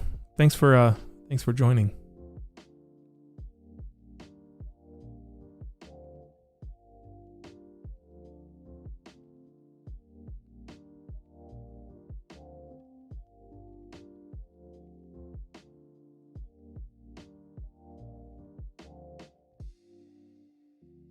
Okay, so I'm going to add a move action, and we're going to see if this works. So let's see, move. On the x-axis, maybe let's just do a negative 300 pixels.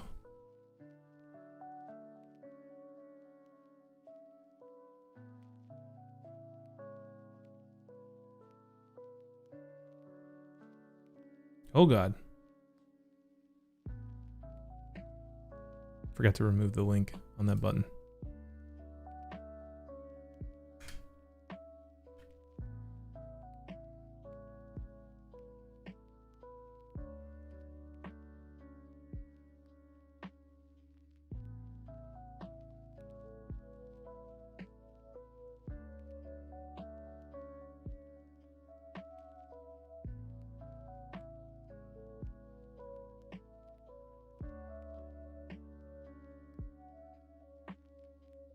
Did that action not save?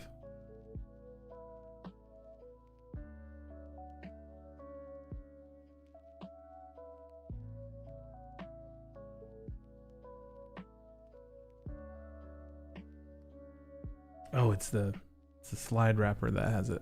Okay.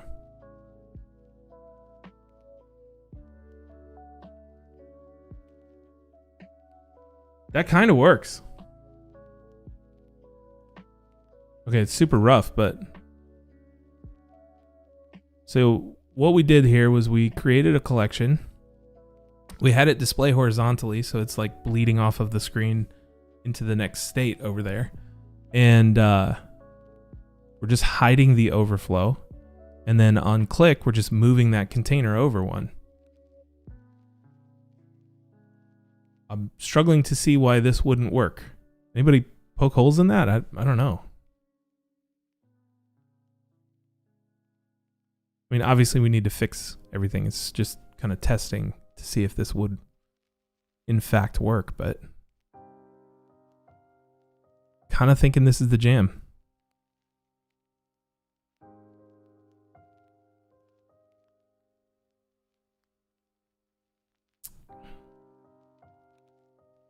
What's the issue? It broke out for me.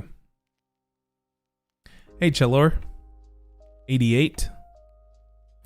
Okay, so how are you moving it with pixel? Yeah, it's with pixel values right now, so we got to fix that. But the fact that like we can create a collection, we can have it, you know, basically hidden like this, and then move it with an interaction feels pretty cool. So basically, mouse click here, animation, move carousel, be slider wrapper. So it moves the wrapper, and I think I just had it like move negative 300 pixels or something like that.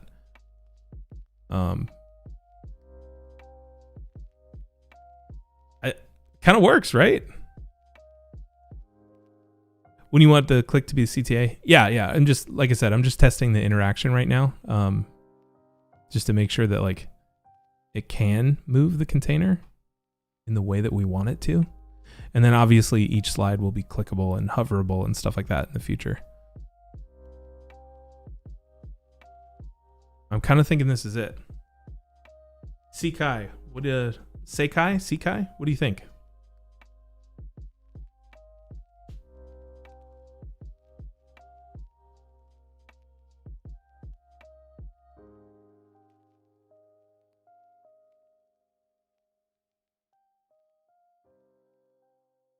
I think where this could fall apart is in the increment of movement.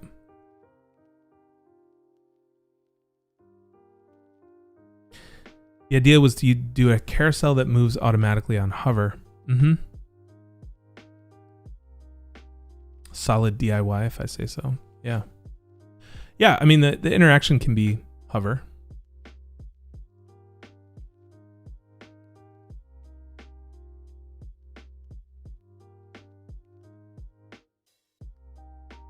I wonder if it could move 25% instead of pixels.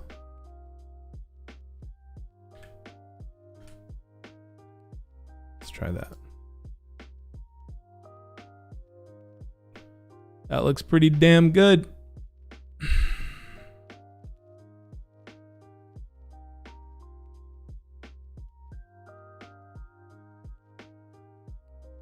Responsive. Yeah, for sure.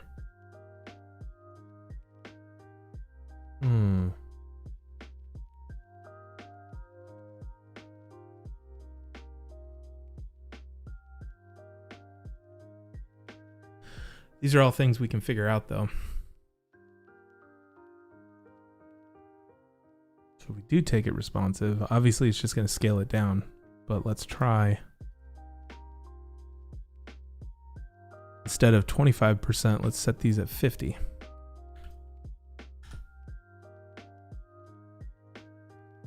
But then you need to change the interaction too. Oh, that's messy. Because the interaction is moved by 25%. I don't think you can change those. Yeah, it doesn't change between breakpoints.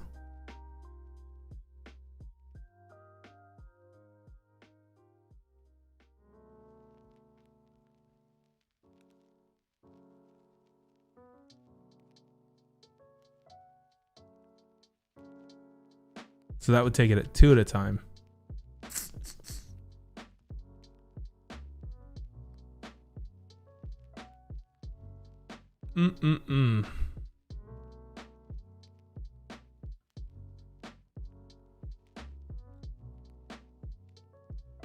Got yourself a doozy? Yeah, this is an issue.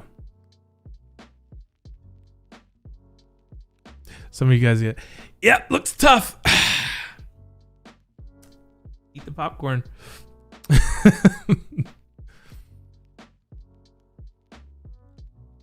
I think there's a way to do it though. There's gotta be.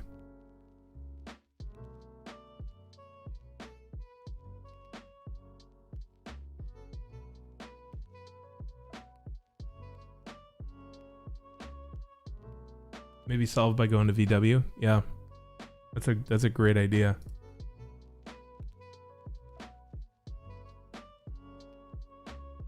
Especially since we're using basically the full width of the site.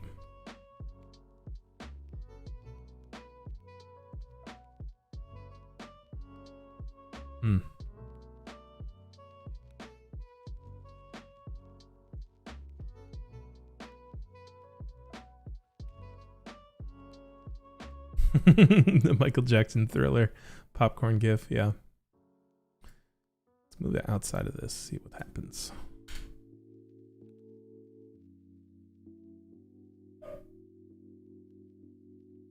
Okay, so we're outside of the container. The width's adjusted. And then if each one of these are 25%, yeah, it still works the same way as the percentage. So in this case, if we set it to 25 VW, which is 25% of the viewer width, if you guys are super new to that, then when we scale it down to mobile, it's going to be the same thing. This is super hacky, but I think that the way that we work around it is that we do 2 versions. We do a version for the desktop, which has 4. And then we do a version for mobile, which has, oh my God, Mr. Kettles, you nailed it. Yeah. So you have a version for each breakpoint and you show only that version, which I think is the way that we're going to have to do this. Yep. Because then you can just customize it for that one thing. And as long as the like the individual card animations kind of stay the same, like with the hover effect that reveals the title and stuff like that. But I think that that's the way to do it. And guys, the way that, like, I'm sure that there's custom code that we could loop in, but again, I just want to keep everything in Webflow, keep it very simple, easy for the guys to update. And pretty sure this is the way. JavaScript HTML injecting. Yeah. Okay, I think that's the way we're going to do it. I have to run now because I got to let somebody else in the designer. But I will be back probably tomorrow. Let me check my calendar real quick.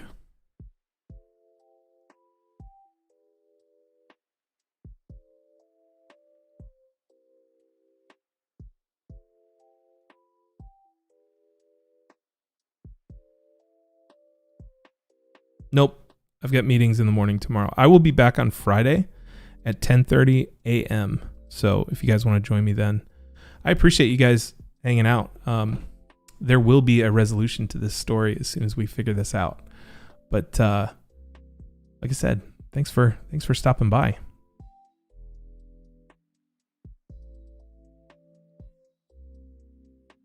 It's cool, right? Yeah.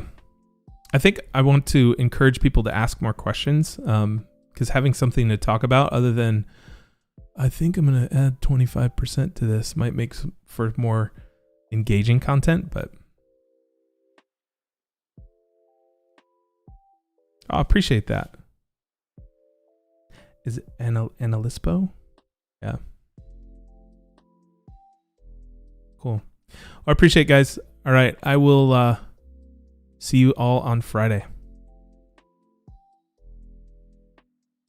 Next time, let's talk about your 23 million animations in that panel. Yeah. We're going to have to talk to Sang about that one. All right. See you, everybody.